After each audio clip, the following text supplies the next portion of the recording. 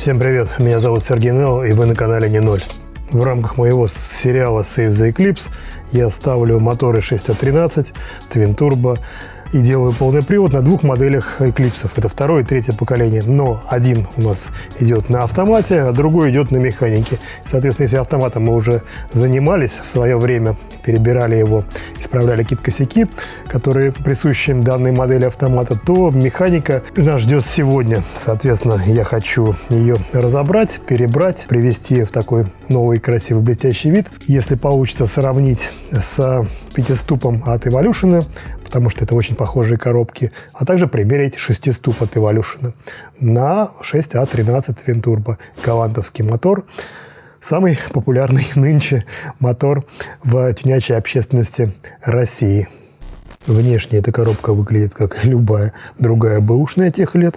Видимых повреждений корпуса пока не обнаружено. Ну а что в ней внутри, то придется открыть, посмотреть состояние подшипников, синхронизаторов, передач. По крайней мере, то, что визуально можно будет увидеть, то проверим. Потому что я эту коробку не видел в работе. И она нам досталась вот в таком виде. Также все детали навесные попробую привести в заводской вид.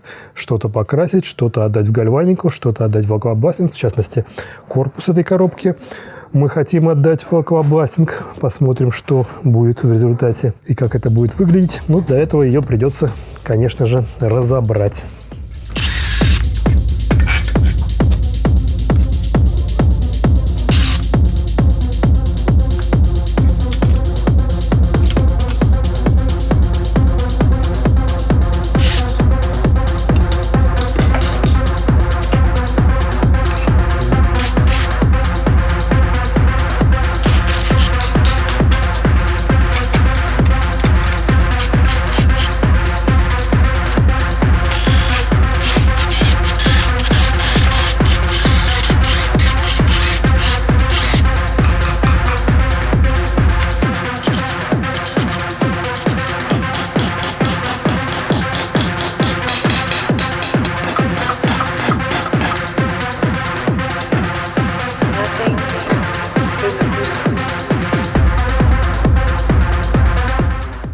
Что касается состояния именно данного экземпляра, который мне достался, я бы сказал, оно идеальное.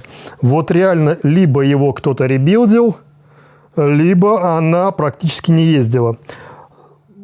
Небольшие потертости на подшипниках говорят, что она все-таки стояла в машине и запускалась, но, честно говоря, уж очень красивое состояние. Никаких набоев, никаких сколов, всех синхронизаторы ровненькие, красивенькие. Так что мы ее помоем, покрасим и закроем, и будет отличная коробка на долгие-долгие времена. И в отличие от DSM коробок, в которых межосевой дифференциал находился внутри, здесь ничего не находится такого. Есть первичный вал, есть вторичный вал, главная пара, которая крутит межосевой дифференциал, и, соответственно, через раздатку дифференциал передней оси, ну и блокировку, которая находится также в раздатке. Про трансфер я снимал несколько видео. Одно масштабное, в котором рассказал различные трансферы, различные раздатки от различных моделей Mitsubishi, что с чем совместимо, как что, куда можно переставить. Ну а во втором мы в рамках Save the Eclipse перебирали раздатку от VR4, соответственно, для Eclipse второго и третьего поколений, для наших полноприводных моделей. Так что переходите по ссылке, посмотрите, кому интересно. Вся информация про трансфер, он же раздатка, он же угловой редуктор, все там. Вообще разобрать пятиступ – это самое простое дело.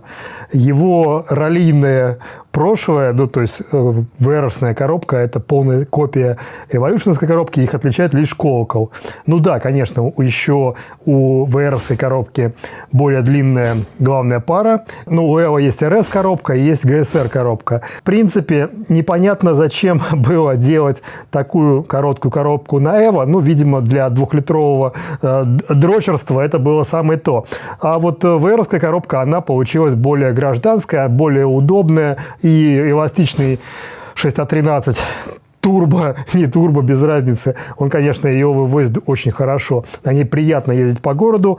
В принципе, также приятно ездить на шестиступе, хотя шестиступ по первым передачам короткий. Но у нее их 6, и они более интересны в переключениях. Хотя здесь вот тоже механизм переключения, в отличие от старых коробок, лишился тех самых куча шариков и втулочек, которые двигают, и все собрано на корпусе, в котором есть несколько фиксаторов пружинистых, которые, соответственно, фиксируют селекторы передач. В принципе, основное отличие, как я уже сказал, Эво-коробки от VR-шной, это вколокыватель, принципиальное различие, да, и, соответственно, этим пользуются. То есть берут начинку Эво-коробки, вставляют в VR-овскую и наоборот, потому что это конструктор, который позволяет играться. Особенно пятиступ, потому что он есть в каталогах по запчастям, и все можно, в принципе, набрать по своему желанию. В отличие от шестиступа. Я не знаю, зачем под каждый мотор выдумывают свою коробку, особенности крепления к мотору колокол. Тем более, если внутренности коробки одинаковые. Принципиально Эво-коробка и коробка от VR4 по начинке ничем не отличаются.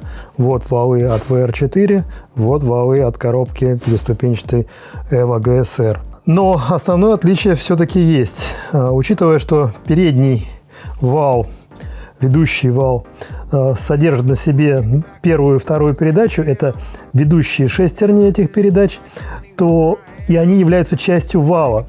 То есть они выточены прям единое целое на обоих валах, это часть вала.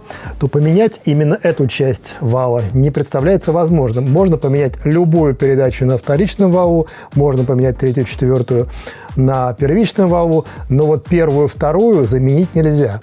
И из этого выходит весь набор вариантов по построению этих коробок. На VR4 первая передача, к примеру, имеет соотношение 12 к 40, а на GSR она имеет 14 к 41.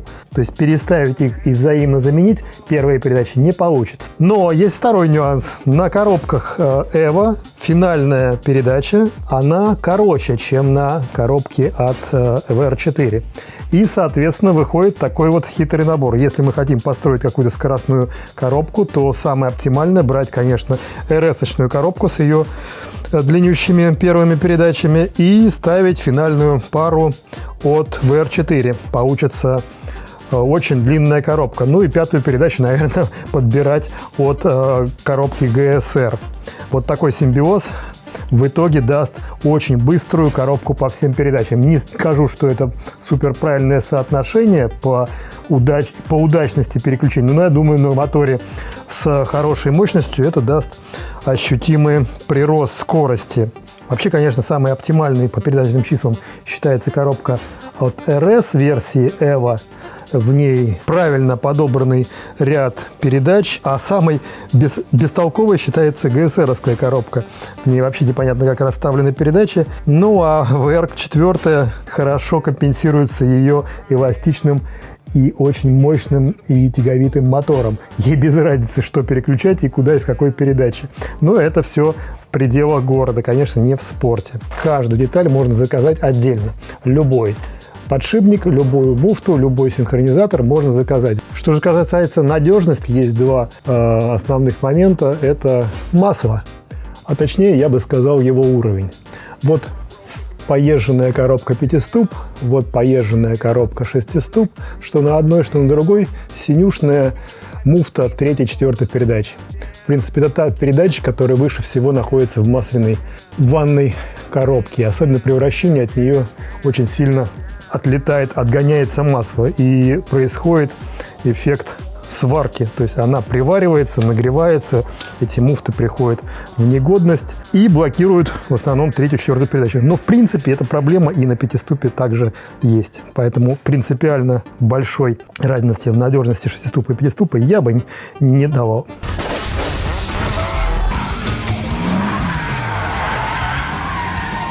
При подготовке деталей КПП к цинкованию возникла такая проблема. Ну, если все болты, гайки, шпильки, кронштейны тросов, это все уйдет в цинкование, гальванику. А те элементы, которые надо только почистить, резиновые и алюминиевые, такие как корпус селектора и вот эта вся мелочевка, ну и пластины уйдут в аквабластинг, то вот с этой деталей, это, собственно говоря, вилка селектора выбора передач, она состоит из двух частей и, в общем-то, практически неразборная. То есть, ну, технологически разборное отверстие у нее есть, конечно, но разобрать ее не представляется возможным. А вот эту часть хочется оцинковать, а вот это вал, который не надо цинковать. И, в общем-то, нельзя, потому что он должен быть отполированный. И, в общем, обещают эту штуку каким-то образом закрыть каким-то материалом, там даже изолентой можно, и попробовать оцинковать. Ну, в общем, посмотрим, как это будет выглядеть.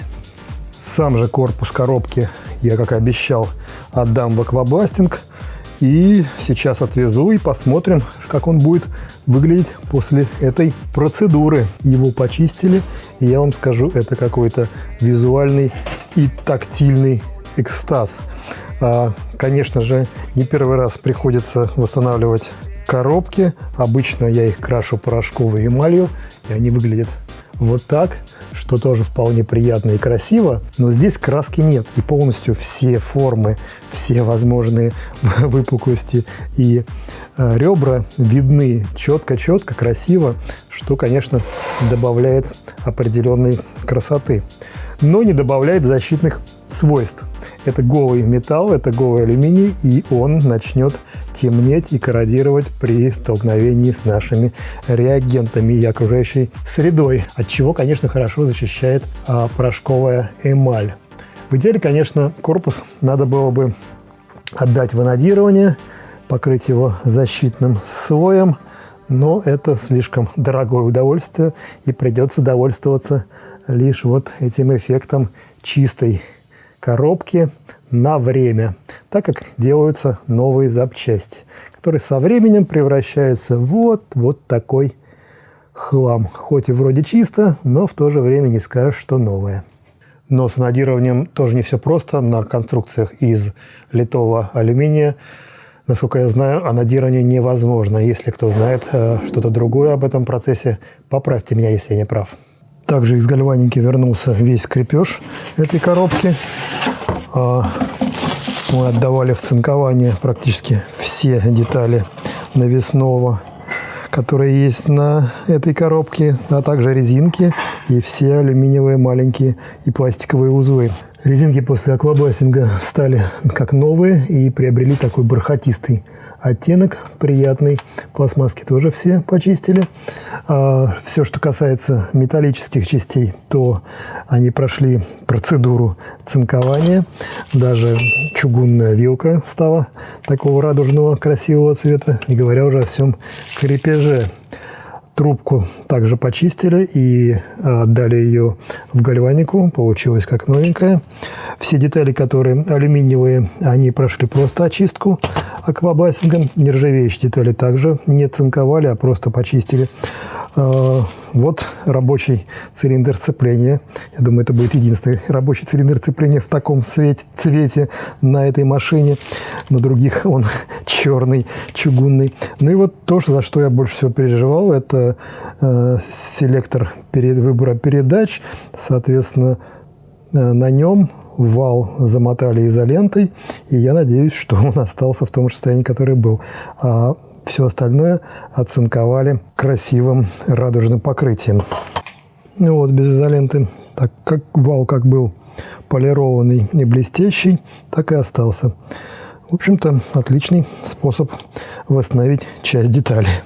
Еще одну очень важную деталь мы отдали в цинкование. Теперь она очень красивая и блестящая, хотя, в принципе, ее функции не такие уж и заметные. Она стоит между мотором и коробкой. И самое главное в том, что они разные на коробках с автоматом и на коробках с механиком.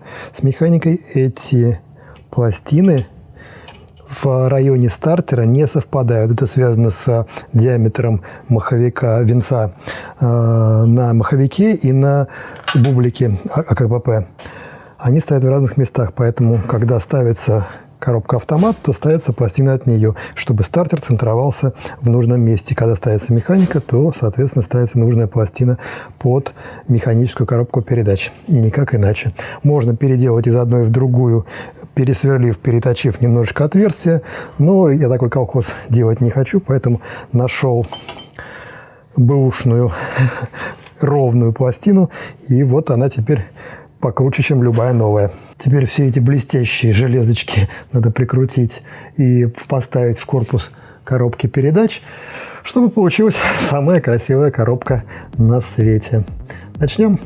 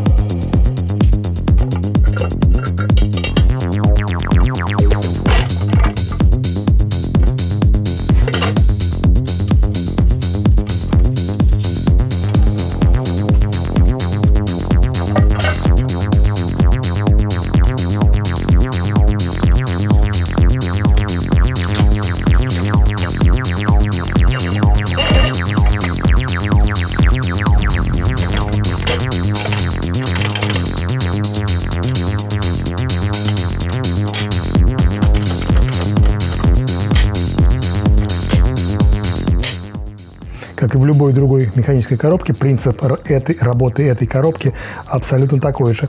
Первичный вал вращается двигателем через узел сцепления.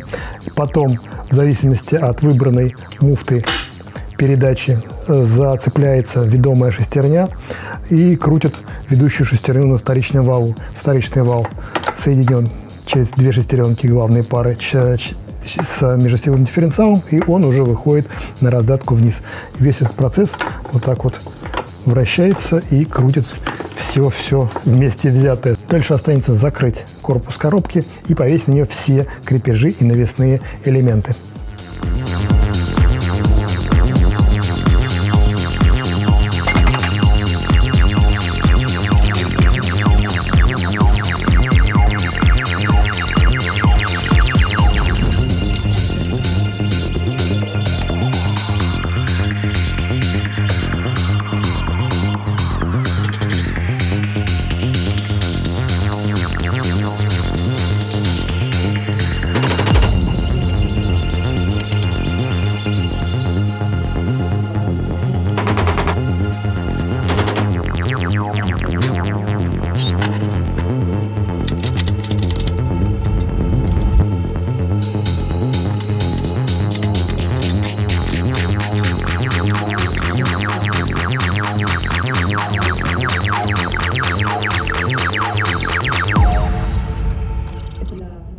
Вот такая красота вышла в итоге. Я, конечно, понимаю, что это не сильно отличается от новой коробки передач, но новые узлы настолько редко встречаются в тюнинге машин, да и в ремонте. Сочетание алюминия и радужной пассивации при гальванике, конечно, смотрится очень эффектно. Но некоторые части, конечно же, пришлось восстанавливать руками, такие как датчик скорости, провода, крепления, которые мне еще предстоит при свапе переделать, поэтому их красить сейчас рано. Для этого, кстати, применял вот такую жидкость хитрую от моих друзей компании Камелли. И на удивление был очень доволен эффектом. Все отмылось так же, как и после аквабластинга. Процесс реставрации коробки закончен, она собрана, теперь ее можно поставить на машину и залить масло. Кстати, по мануалу в коробку передач механику на синхронизаторах льется масло спецификации GL4. Но на самом деле можно залить любое масло, главное, чтобы оно было там не меньше, чем уровень. А я бы посоветовал заливать дополнительные пол-литра масла, который как раз сохранит третью, четвертую передачу в целости и сохранности. Это такой лайфхак. Что же есть крепче, чем коробка от Evolution, либо VR4? Да ничего нет крепче. Это и есть самая крепкая коробка. Она выдерживает там свои 500 сил. Все, что дальше, это все спорт. Это все прямозубые кулачковые коробки. Ничего другого я не знаю. Любые методы обработки, закалки, усиливания этой коробки, это все развод. На мой взгляд, криообработка шестерен, там лунный свет, солнечный загар. Это все, мне кажется, полный развод. Так же, как развод в свое время был продажа компании Шептранс коробок EVO 3 под эгидой своих супер навороченных каких-то коробок. Также и здесь все валы, которые продают, это в основном оригинальные валы от VR4 с длинными парами. Есть варианты установки конусных подшипников в эту коробку. Честно говоря, я не ставил, не могу сказать. Если кто-то ставил, напишите отзывы. Что касается обещанного в начале шестиступа, то я по нему снял отдельное видео, в котором как раз и рассказал, как он устанавливается на мотор 6А13 и что у него внутри, какие примочки и сложности есть. Или какие прелести есть в этой коробке. На самом деле это моя любимая коробка. Об этом всем расскажу в видео. Ссылка находится в описании. Меня же впереди ждет реставрация вот этого мотора. Я не знаю, как к ней подойти, с чего начать и чем закончить, потому что глобально влезать в него не очень хочется. Его дешевле купить бэушный, чем реставрировать что-то в этом моторе. Но учитывая, что все вокруг такое блестящее и красивое, то придется что-то делать и с мотором. Что, по вашему мнению, надо сделать с мотором? Какие узлы реставрировать, а какие оставить в том виде, в котором они есть? Ну, конечно, грязь почистить обязательно. Ну, а я же надеюсь, что этот контент был полезен для вас. Отдельно хочу сделать видео только со сбором-разбором, мой любимый таймлапс. Так что кому процесс сборки-разборки показался слишком быстрым, там он будет чуть помедленней и более детальным. Пишите комментарии, ставьте лайки, дизлайки. Не забывайте поддерживать канал материально. А на этом это все. Всем удачи, всем пока.